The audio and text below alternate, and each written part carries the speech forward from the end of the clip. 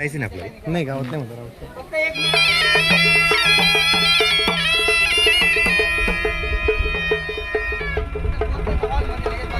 वरती बांधायला पाहिजे.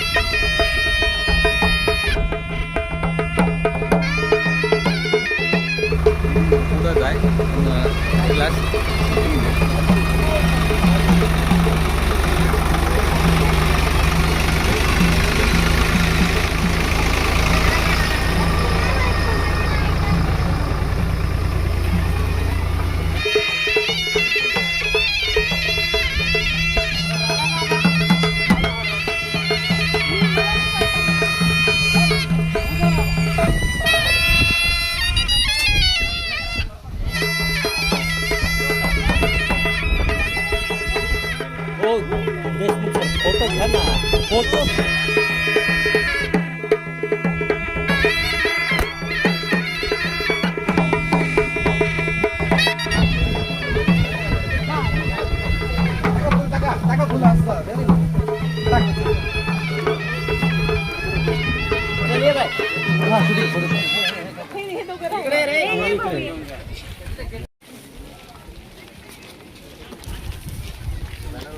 मतदारकच नाही.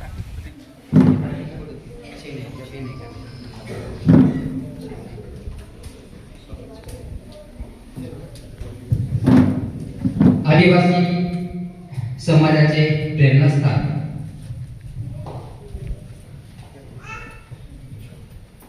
जननायक बिरसा मुंडा तसेच क्रांतिकारक रावजी भांगरे यांच्या प्रतिमेचं मान्यवरांच्या हस्ते या ठिकाणी पूजन होत आहे.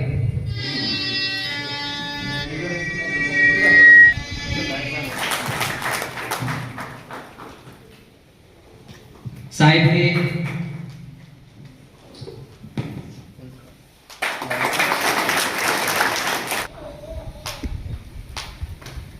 आज 15 जून 2026 आज आपल्या शाळेचा आणि शाळा सुरू होण्याचा पहिला दिवस. आपल्या शाळेचे नाव सैनिकी प्राथमिक माध्यमिक व उच्च माध्यमिक आश्रम शाळा खिरडी आणि या शाळेच्या पहिल्या ओपनिंग दिवशी येथे आलेले प्रमुख पाहुणे, सहाय्यक प्रकल्प अधिकारी श्री कांबळे साहेब, तसेच माझे आमदार गावित साहेब, आदरणीय इंद्रजित दादा गावित, तसेच नवीन विद्यार्थी व पालक वर्ग आणि खेडी गावचे पोलीस पाटील, सरपंच व गावकर मंडळी आणि माझे प्रिय गुरुवर्ग व स्वयंपाकी दादा. मी माझ्या सैनिकी प्राथमिक माध्यमिक व उच्च माध्यमिक आश्रम शाळा खिरडी माझ्या शाळेच्या वतीने मी पल्लवी भोसारे सर्वांचे सहर्ष स्वागत करीत आहे. आज या शाळेचे संस्थापक व अध्यक्ष कॉम्रेड श्री माननीय माझे आमदार गावित साहेब यांनी जे पाहिलेले स्वप्न आणि खिरडी गावच्या ग्रामस्थांनी साहेबांना दिलेले साथ आणि त्या विश्वासाने साहेबांनी या खिरडी गावात पहिले पाऊल ठेवले तेव्हापासून साहेबांनी पाहिलेले स्वप्न म्हणजे शाळा.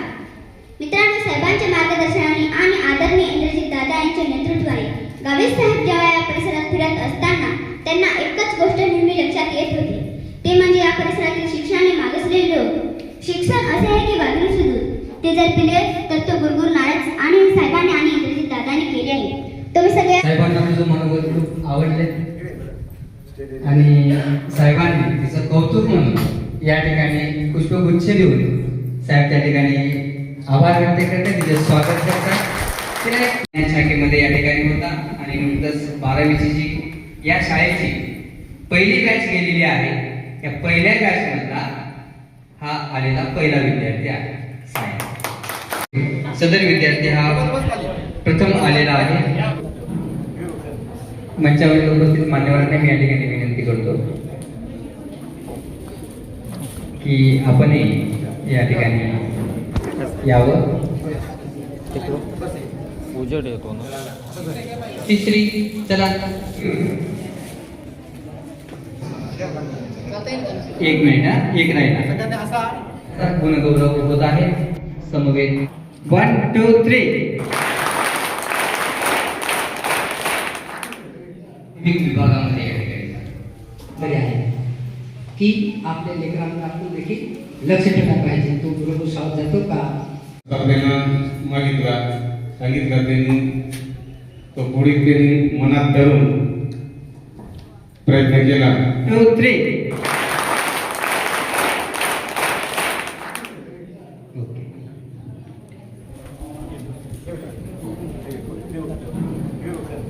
मंचावरील उपस्थित मान्यवरांना मी या ठिकाणी विनंती करतो की आपणही या ठिकाणी यावं.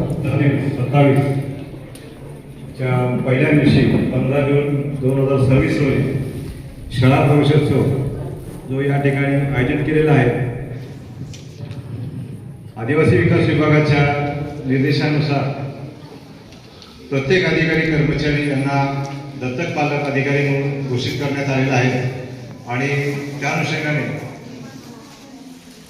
मी आंबोपाडा देवळी मुक्कामी या आपल्या अरुणोदय आश्रम शाळा खेर्डी या ठिकाणी उपस्थित झालेलो आहे.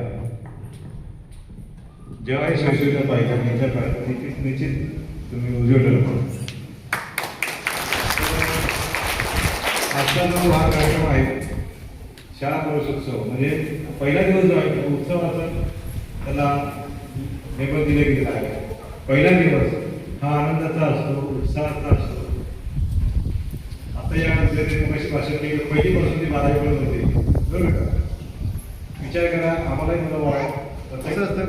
आपणच या त्या ठिकाणी शिकतो आणि आपण इथे जर स्टाफ म्हणून काम करून जातो ती वेगळी जबाबदारी असते आणि अटॅचमेंट वेगळी असते.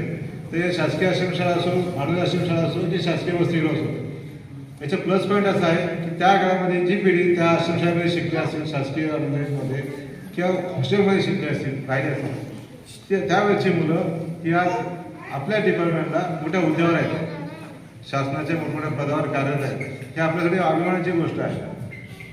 मग हे कुठंतरी मांडता आलं पाहिजे आणि या विद्यार्थ्यांना सांगता आलं पाहिजे. कारण कसं आहे, आश्रमशाळा म्हणजे 2 टाईमचं वराड असतं. आपण एका लग्नामध्ये मिनिमम 500 पब्लिक असतं. बरं, ते ॲव्हरेज काढा एका शाळेची 500 विद्यार्थी जरी संख्या म्हटली तर 2 टाईम आपण त्यांची सोयी सुविधा करतो. बरं, आज आपल्याला स्वतःची 2 मुलं सांभाळायला प्रॉब्लेम्स येतात. एक लग्न कार्य काढायला गेलं तर आपण 6 महिने प्लॅनिंग करतो आणि ते कुठं त्याच्या उणीवर राहतात. मग आपली मुलं जी शिकतायत, आपल्या मुलांना सांभाळतोय, जिकरीचं काम आहे. आणि हे मग 2 टाईम एक वराड आपण एक तयार केलेलं आहे. खूप मोठी जबाबदारी आहे.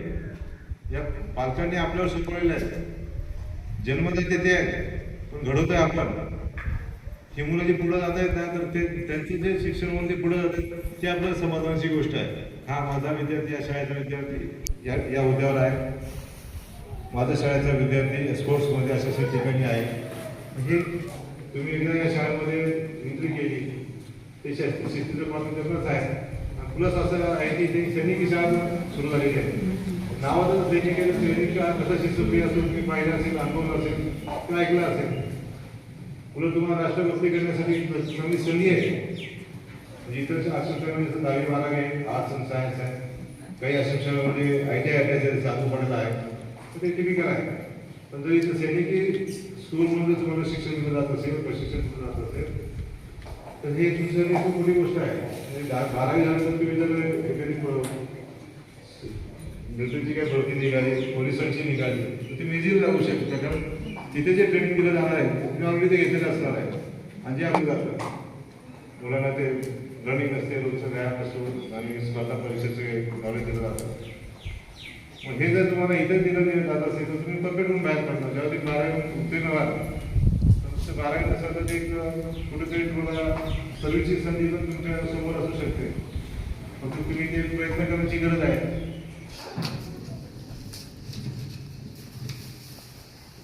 जसं साहेबांनो, आजपासून सर्वत्र शाळेला सुरुवात झालेली आहे महाराष्ट्रामध्ये.